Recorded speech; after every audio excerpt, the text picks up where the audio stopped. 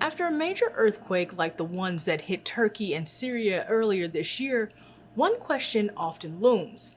How did we not see this coming? Take a look at this clip from the fall of 2012. Li condanna alla pena di 6 anni di reclusione ciascuno.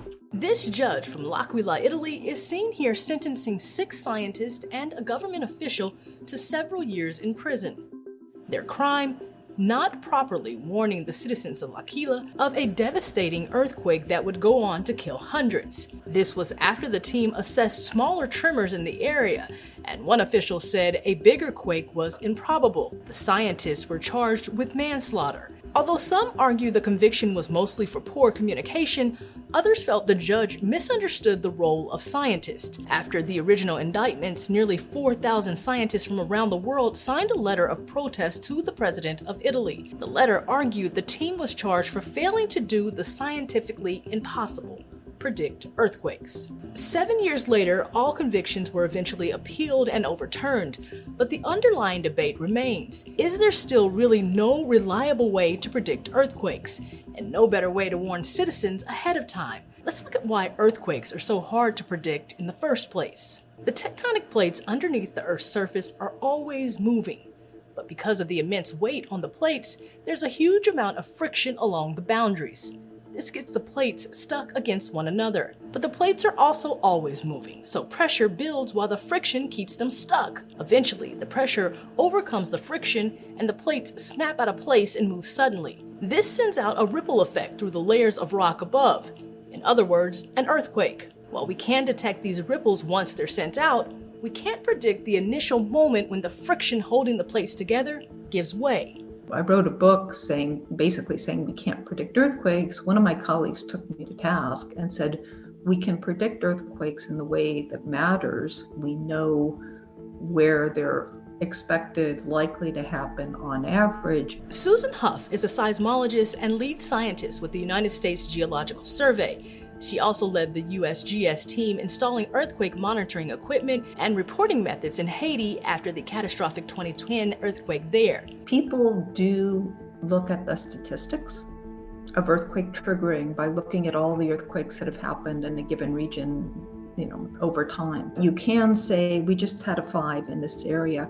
What's the probability that we're going to have another earthquake larger than 5? For example, the USGS can estimate that there's a 72% chance that an earthquake with a magnitude of 6.7 or greater will hit the San Francisco Bay Area sometime over the next 30 years. This is how we end up with forecasts of quakes like the so-called big one, expected to hit the western coast of the US, but can't exactly predict when it's going to happen. We usually talk about hazard and numbers over 30 years because that's a meaningful length of time for people. That information feeds into building codes. And with proper building codes, buildings can withstand pretty much the most severe shaking that we're ever going to experience. In this debate, there seem to be 2 general approaches.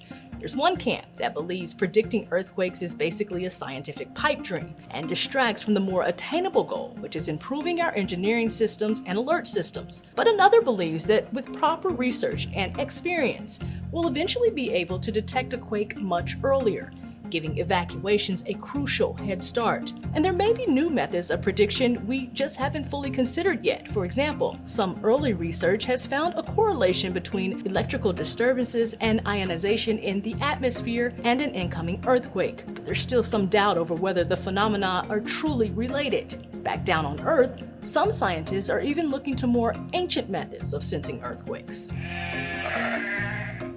Humans may be stumped, but throughout history, various animals have shown signs they can sense an earthquake is coming, at least on certain occasions. One of the earliest recorded references to this was when Greek historian Thucydides wrote of rats, snakes, weasels, and dogs fleeing the city of Helike days before a huge earthquake.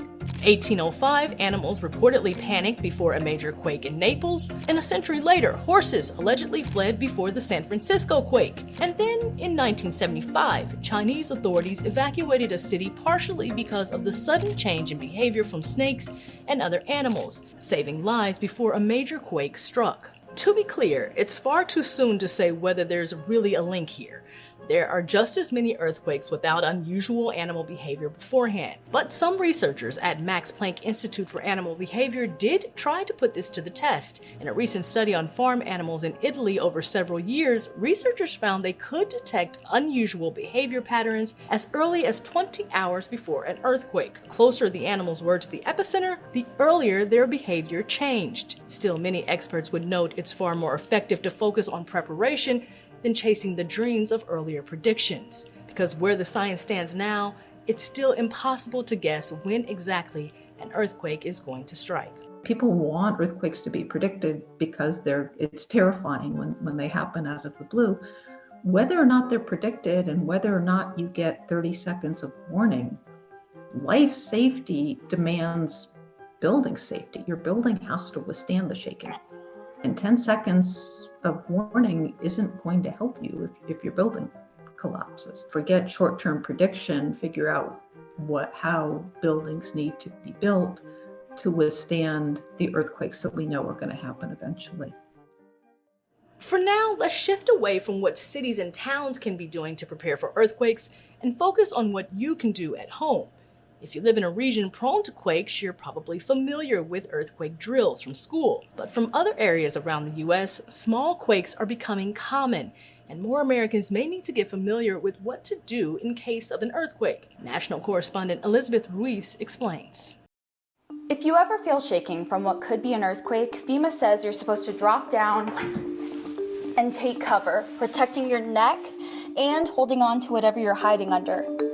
Somewhat unpredictable about exactly when they happen, but at the same time it's like clockwork. We know within a range of how often they do happen. Earthquake Program Manager Sean McGowan at the Federal Emergency Management Agency says now is the time to prepare for future earthquakes. So I think the last couple of decades in particular have been a real wake-up call for the U.S. where we've seen big earthquakes hit in low to no population areas.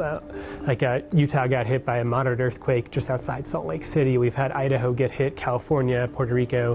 And a lot of these earthquakes have hit off coast or out in the country, and so some people have been impacted, but we've really dodged the big one so far. This map from FEMA shows the regions of the U.S. most at risk to earthquakes. You'll notice areas of red in Wyoming, Montana, the entire West Coast, and a section where many central states meet up, including Kentucky, Indiana, and Missouri. We also have risk even in the high country in Colorado, as well as up and down the Mountain West into Montana, Wyoming, Idaho as well. First you drop to the ground, get out of harm's way, and you go find cover. And then you hold on until the shaking stops. In modern times, a lot of earthquake damage and injuries aren't caused by buildings collapsing, but by lights falling or TVs tipping over, bookshelves getting knocked over. And so you can avoid a lot of those preventable injuries just by simply dropping to the ground when the earthquake starts shaking. Sean says you can prepare further by looking at your homeowner's insurance to see if you're covered for earthquake damage. More states are also considering early warning systems since the internet travels faster than seismic waves. Because sooner or later it will happen, and we don't know exactly when or where, but we do know that Mother Nature's on her time scale and we are going to get hit again. In Denver, I'm Elizabeth Ruiz reporting.